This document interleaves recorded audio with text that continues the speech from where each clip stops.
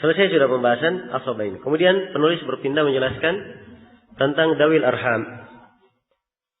Dawil arham. Arham itu jamak dari rahim. Dan rahim itu adalah tempat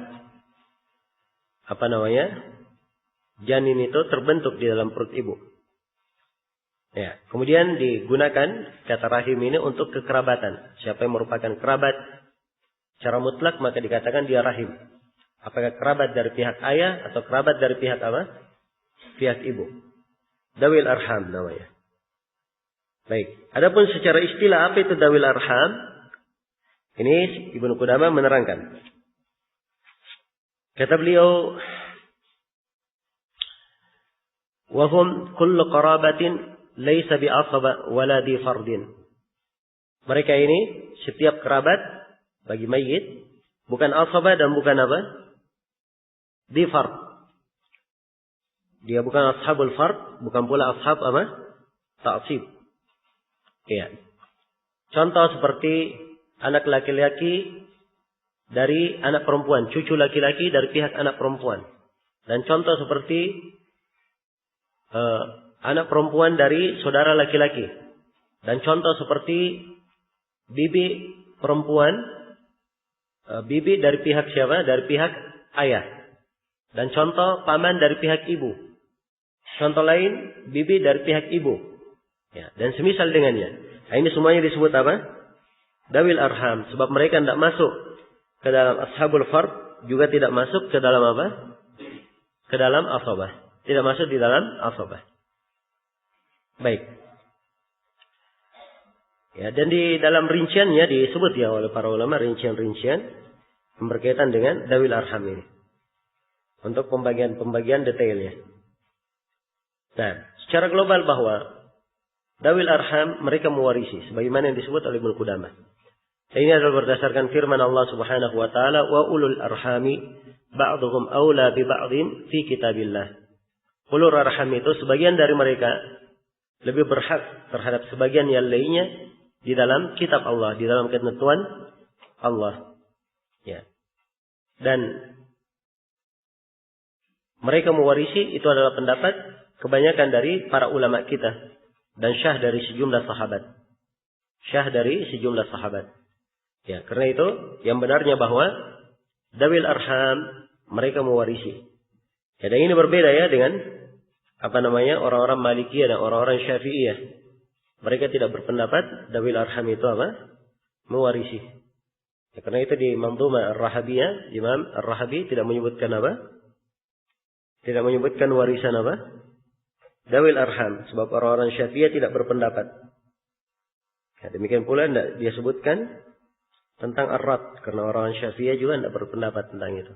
Tapi yang benarnya bahwa dua masalah ini ada di pembahasan warisan. Nah. Baik.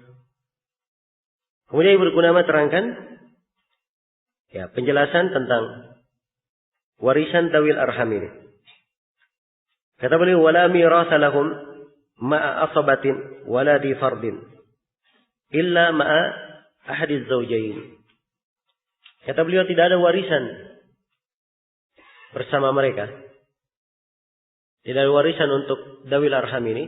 Kalau ada asabah dan ada di fard. Ya, kalau ada ashabul fard diberikan hal itu kepada ashabul fard. Ada asabah mewarisi seluruhnya, tidak ada lagi tersisa. Dawil arham tidak dapat lagi. Jelas ya? Jadi dawil arham ini ada harta, ada mayit meninggal, ada harta warisan, tidak ada lagi ahli waris yang mewarisi secara fard, secara takdir, dan tidak lagi ahli waris yang mewarisi secara asabah, secara taksib, tanpa pembatasan. Hanya mereka yang ada. Jelas ya? Maka kalau ada asabah dan ada di fard, tidak boleh mereka mewarisi. Kecuali kalau di fardnya adalah suami dan istri. Karena akan datang nanti bahwa suami dan istri itu mereka tidak menerima rad. Tidak menerima rad. Iya. Jadi andai kata misalnya tidak ada pewaris dari ashabul fard dan asabah kecuali suami saja, maka suami hanya mendapat 1/2. Ya. Harta yang 1/2 ini akan kosong, tidak ada yang memilikinya. Kosong, tidak ada apa yang memilikinya. Nah, beda ya dengan kalau misalnya seorang meninggal, dia hanya meninggalkan pewaris anak perempuan saja. Tidak ada pewaris yang lain, hanya anak perempuan. Satu orang. Maka anak perempuan ini mengambil seluruh harta. Setengah diambil secara fard, bagiannya setengah, dan setengah yang lebihnya diambil secara rad. Jelas ya, seluruh harta diambil. Tapi kalau suami dan istri tidak. Dia hanya mengambil bagiannya saja. Si istri mengambil 1/4, si suami mengambil berapa? 1/2. Ya, kalau ada lebih, maka di sini kosong pemiliknya. Nah, karena kosong pemiliknya, maka dawil arham bisa bersyirikat bersama suami dan istri di dalam hal ini. Jelas ya? Tapi kalau pewaris yang lainnya, tidak ada kesempatan bagi dawil arham. Kenapa tidak ada kesempatan bagi dawil arham? Sebab hartanya akan habis ya, kalau ada pewaris yang lainnya. Jelas ya? Baik. Jadi ini makna dari asabah di sini. Kemudian kata Ibnu Qudamah rahimahullah, ya, menjelaskan ketentuan kalau dia mewarisi bersama suami dan istri, kata beliau, fa inna lahum ma fadala anhu min ghairi hajabin minhum. Ya, wala muawalah. Baik. Kata beliau, kalau terjadi seperti itu, ya, yaitu dawil arham mewarisi dan ada suami dan istri, maka mereka ya juga ikut mewarisi. Mereka ikut mewarisi. Jelas ya? Min ghairi hajabin wala muawalah. Tanpa mereka dihajab. Sebab suami dan istri tidak menghajab mereka di sini dari warisan. Wala muawalah, dan mereka tidak mendapat aul. Ya. Tidak ada muawalah terhadap suami dan istri di sini. Jelas ya? Baik, walaupun di masalah dawil arham sendiri itu ada aul, tapi mereka tidak ada muawalah. Nah, jadi tadi kejadiannya telah kita sebutkan. Jadi kalau misalnya seorang meninggal, dia tinggalkan istri dan cucu perempuan dari anak perempuan. Nah, cucu perempuan dari anak perempuan ini terhitung apa? Dawil arham ya. Baik. Maka si istri dapat berapa? Dapat 1/4. Dan cucu perempuan dari anak perempuan dapat berapa? Ya, dapat sisa dari harta. Baik. Ya. Sisa dari harta. Ketentuan sisanya diambil 1/2. Karena akan datang nanti diterangkan bahwa ya, mereka dawil arham ini ikut kepada usulnya. Jadi kalau dia cucu perempuan dari anak perempuan, kedudukannya sama seperti anak perempuan itu. Jadi dia dapat berapa? 1/2. Jadi kalau diambil 1/2, masih tersisa berapa? 1/4. 1/4 ini diambil lagi oleh cucu dari anak perempuan. Cucu perempuan dari anak perempuan. Diambil lagi. Diambil secara apa? Secara rad. Iya. Baik.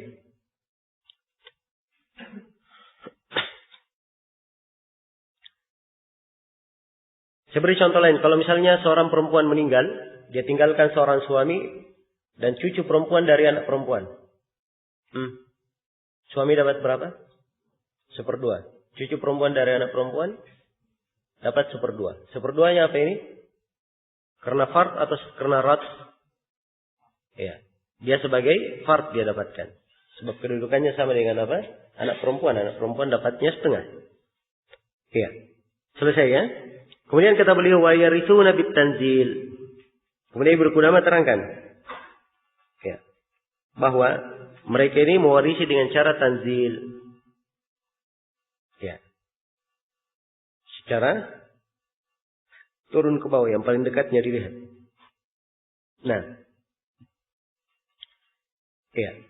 Nah ini salah satu pendapat ya di dalam masalah ini. Walaupun di dalam rincian bagaimana cara pewarisannya, ada beberapa pendapat di kalangan ulama. Hanya saja Ibnu Qudamah menyebutkan di sini cara tanzil. Kata beliau, fayaj'alu ya. Baik, kata beliau fayaj'alu kullu insanin minhum bimanzilati atau fayuj'alu kullu insanin minhum bimanzilati man adla bihi. Ya. Maka setiap manusia dari dawil arham ini, setiap dari mereka itu didudukkan kepada dari mana dia berasalnya. Dari mana dia apa? Berasalnya. Ya. Baik. Kata beliau dikasih rincian bagaimana cara mendudukkannya. Kata beliau fawaladul banat wa waladu banatil ibn wal akhwat bimanzilati ummahatihim. Ya, jadi anak laki-laki dari anak perempuan. Ya. Ini tidak ada warisannya ya. Dia masuk di dawil arham anak laki-laki.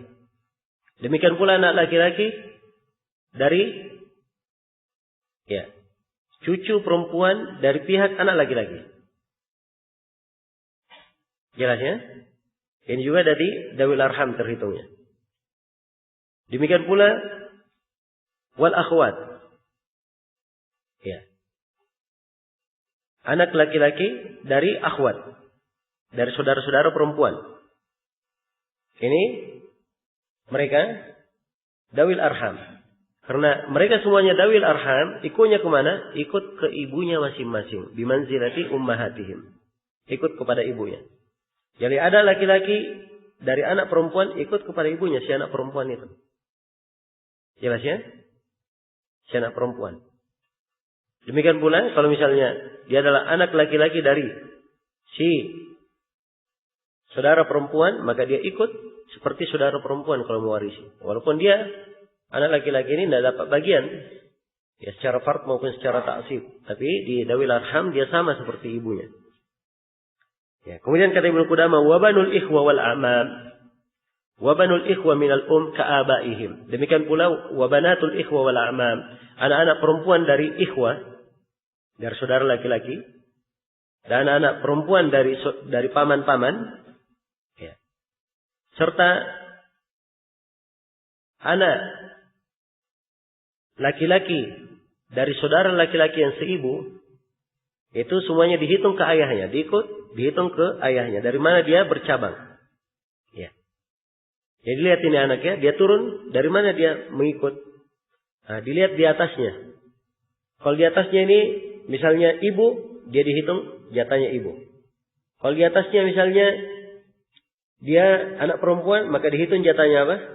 Anak perempuan. Di atasnya, misalnya dia anak laki-laki, maka dihitung jatahnya apa? Anak laki-laki.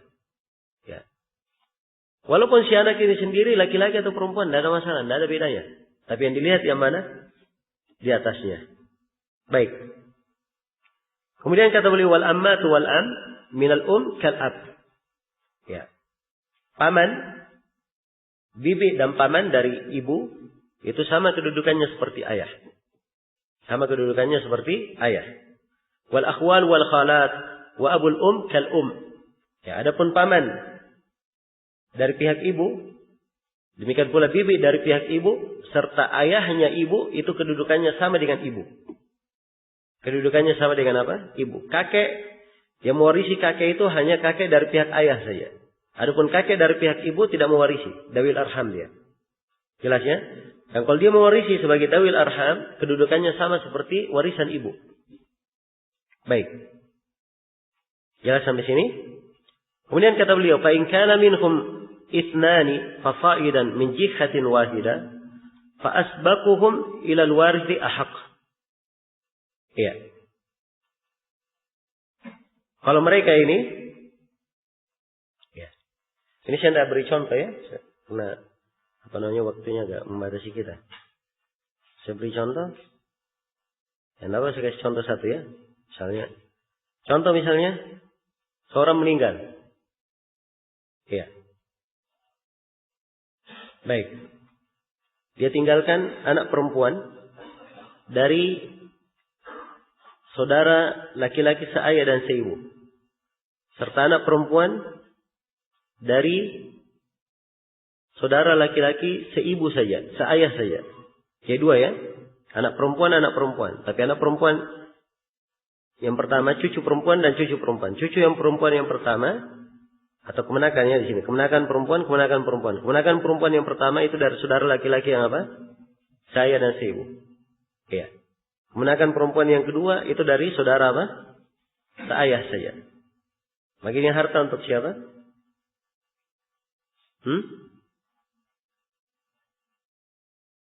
Ini sama ya kedudukannya. Kalau misalnya ada yang meninggal dan hanya ada saudara seayah, seibu dan saudara seayah saja. Yang didahulukan yang mana?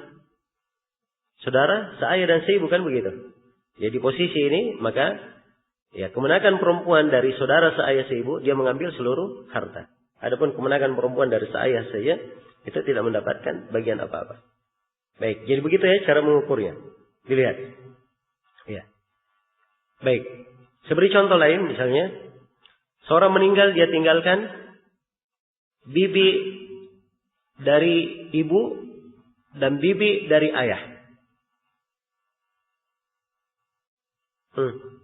Paham nggak masalahnya? Baik.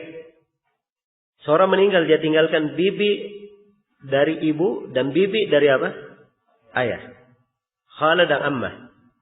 Berarti bibi dari ibu dapat bagian berapa? Coba. Bibi dari ibu. Ya, dihitung sama dengan bagiannya ibu. Ibu dapat berapa kalau tidak ada anak, tidak ada saudara? Ibu? Ibu, bukan istri ini. Ibu dapat 1/3. Baik. Kalau paman, bibi dari pihak ayah, berarti dia kedudukannya sama dengan apa? Sama dengan ayah. Ya, jadi sama saja kalau saya tanya. Ya, bagaimana kalau ada yang meninggal dia tinggalkan istri, dia tinggalkan ibu dan dia tinggalkan ayah? Akan dijawab bagaimana? Untuk si ibu 1/3, lebihnya untuk siapa? Si ayah, sama saja. Jelas ya? Karena dilihat kepada apa? Asalnya dulu. Ya, dilihat kepada asal dia dari mana dia bercabang. Ya, baik. Atau dari mana dia mengikat. Ya, mengikut. Kemudian kata Ibnu Qudamah, "Fa in kana minhum ithnani fasa'idan min jihatin wahidah." Kalau mereka ada 2 atau lebih dari satu arah. Ya, yang akan datang ya. Bahwa pewarisan arah dawil arham hanya ada 3 saja. Banuah, umumah, dan abuah. Dari arah sebagai anak, dari ibu, dan apa? Dari ayah. Ya, kalau misalnya dia satu arah, ada 2 di situ. Ya, atau lebih. Nah, maka kata beliau, fa'asbaquhum ilal warithi ahaq. Maka yang paling dekatnya kepada ahli waris itu yang lebih berhak. Ya, kalau ada yang meninggal misalnya, dia tinggalkan seorang cucu perempuan dari anak perempuan, serta cicit perempuan dari cucu perempuan yang berasal dari anak perempuannya. Ya. Yang mana yang dapat warisan? Ya, cucu perempuan ya. Ya, bukan cicit, sebab cicit di atas, cucu yang dapat, cucu perempuan. Baik, demikian ya. Kemudian kata Ibnu Qudamah, wasawaita baina dzakari wal unsa idza stawat jihatuhum minhu. Ya, dan kamu samakan antara laki-laki dan perempuan. Ya. Kamu samakan antara laki-laki dan perempuan kalau mereka memang berasal dari satu jihad. Berasal dari apa? Satu sisi. Maksudnya penulis begini. Ya, kalau misalnya seorang meninggal, dia tinggalkan satu anak laki-laki, satu keponakan laki-laki dari saudara perempuan. Dan satu keponakan perempuan dari saudara perempuan juga. Iya. Ini ikutnya kemana 2 orang ini? Ikutnya kan ke satu orang saja. Dihitung sebagai apa? Saudara perempuan. Jadi anak laki-laki dihitung sebagai saudara perempuan. Anak perempuan, keponakan laki-laki dihitung sebagai saudara perempuan. Keponakan perempuan dihitung juga sebagai saudara perempuan. Jadi kalau dia sama begini, bagiannya sama menurut Ibnu Qudamah. Walaupun beda. Laki-laki dan apa? Perempuan. Nah, ini pendapat Ibnu Qudamah rahimahullah. Dan ini salah satu riwayat di mazhab Imam Ahmad. Dan ada pendapat yang lain Dan itu adalah pendapat Imam Syafi'i juga. Pendapat yang kedua ini, bahwa dibagi di dalam ketentuan umum, lidzakari mithlu hadzil unsayain. Di situ laki-laki mendapat 2 bagian dari apa? Dari perempuan. Nah, dan ini pendapat yang dikuatkan oleh Syekh Ibnu Utsaimin rahimahullahu taala. Karena memang ya, dalam hal yang mungkin ada laki-laki dan perempuan di situ, ya keutamaan laki-laki itu tentunya lebih daripada apa? Perempuan dengan nas ayat dan ketentuan dari ayat. Ya karena itulah ya pendapat yang kedua ini insyaallah taala lebih afdal. Baik, kemudian kata Ibnu Qudamah, "Falau khallafa." Ya. Kata beliau, "Falau khallafa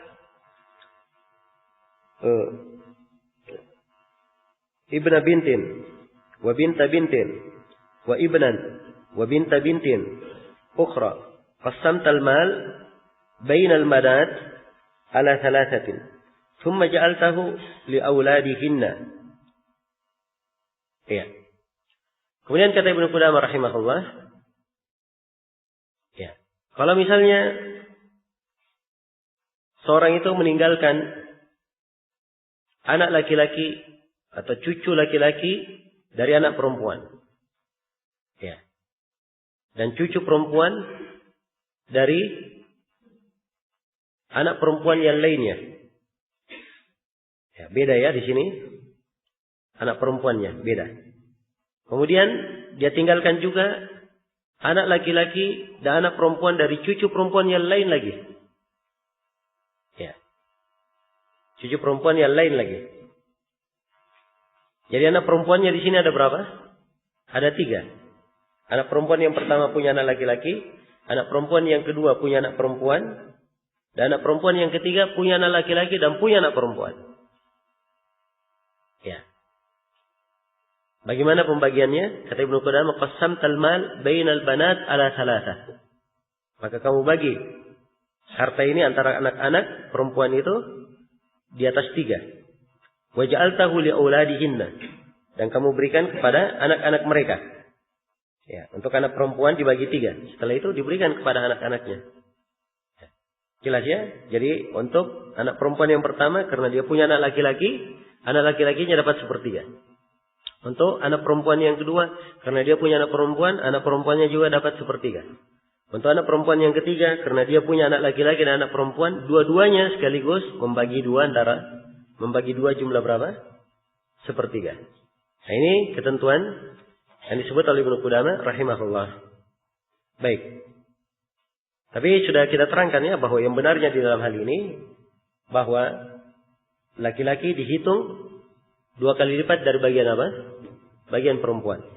Kemudian kata beliau, "Wa in khallafa 3 ammatin muftariqat wa 3 khalatin muftariqat, fathulutsu bainal khalat ala 5, wa thulutsani bainal ammati ala 5, wa tasihhu min 15." Ya. Kemudian kata beliau, kalau dia meninggalkan 3 bibi dari pihak ayah, amma, muftariqat yang berbeda. Ya, jadi beda ya. Si ayah ternyata punya 3 saudara perempuan, 3 orang berbeda.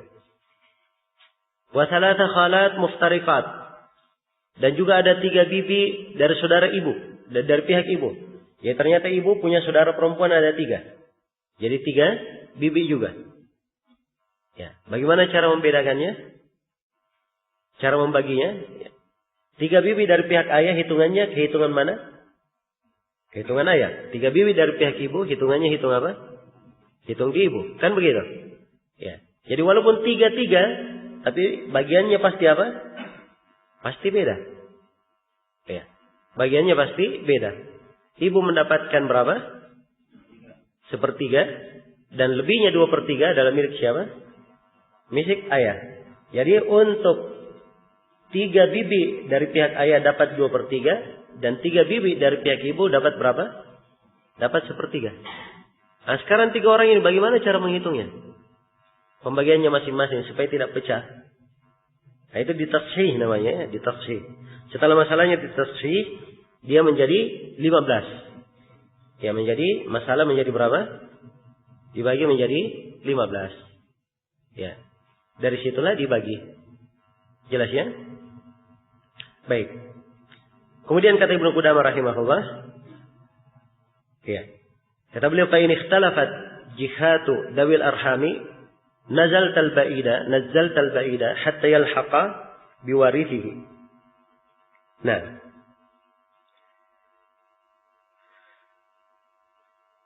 Jadi sebelumnya ada yang saya tidak baca tadi ya. Wa in khallafa thalatha ammatin muftariqat wa thalatha khalatin muftariqat.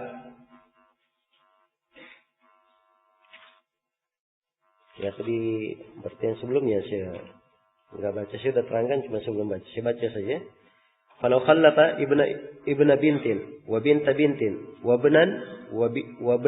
binta bintin ukhra. قسمت المال بين البنات على ثلاثة ثم جعلته لأولادهن للابن الثلث وللبنت الثلث وللابن والبنت الأخرى الثلث الباقي بينهما نصفين وإن خلف ثلاث أمات متفرقات وثلاث خالات متفرقات فالثلث بين الخالات على 5 والثلثان بين الأمات على 5 وتصح من 15. Ini kita katakan setelah ditashih masalahnya, itu akan menjadi berapa? Menjadi berapa? Menjadi 15. Menjadi 15. Baik. Ya, karena semuanya ada 3-3, maka yang bibi gampang itu ya, gampang nanti mengaturnya. Untuk ininya kita hitung lagi nanti, panjang lagi hitung-hitungnya. Jadi globalnya seperti itu ya. 3 nanti dibagi aja. Setelah ditafsir, akan pembahasan tafsir, nanti diarahkan di pembagian 15 itu. Setelah kita dapat tafsirnya pada 15. Nah, kemudian kata beliau rahimahullah, ya. Wa in ikhtalafat jihatu dawil arham nazzalta al-ba'ida hatta yalhaqa biwarithihi. Kalau misalnya arah dawil arham itu berbeda, maka yang jauh kamu turunkan sampai mengikuti pewarisnya. Sampai mengikuti pewarisnya. Nah, jadi kalau misalnya ada cucu perempuan, ada cicit perempuan, ya, yang berasal dari anak perempuan, dan ada cucu perempuan yang berasal dari ada kebenakan perempuan yang berasal dari saudara laki-laki seibu, ya, maka diturunkan kepada yang baitnya. Jadi yang pertama cicit perempuan itu dia didudukkan seperti kedudukan anak perempuan. Ya, dan keponakan perempuan itu keponakan perempuan dari saudara laki-laki seibu itu didudukkan seperti saudara laki-laki apa? Seibu. Tsumma qasamta ala ma dzakarna. Kemudian kamu bagi di atas apa yang kami telah sebutkan. Baik. Terakhir sisi pewarisannya. Kata Ibnu Qudamah, wal jihatu salatun. Ya, al-banuwah wal umumah wal ubuwah. Ya, pewarisan itu ada 3. Kalau di sini ya di dawil arham 3. Ya, hanya dilihat pada dari sisi sebagai anak, ya, sebagai ibu dan sebagai apa? Sebagai ayah. Nah, selesai sudah pembahasan dawil arham. Setelah itu Ibnu Qudamah rahimahullahu taala berpindah menjelaskan babu usulil masail.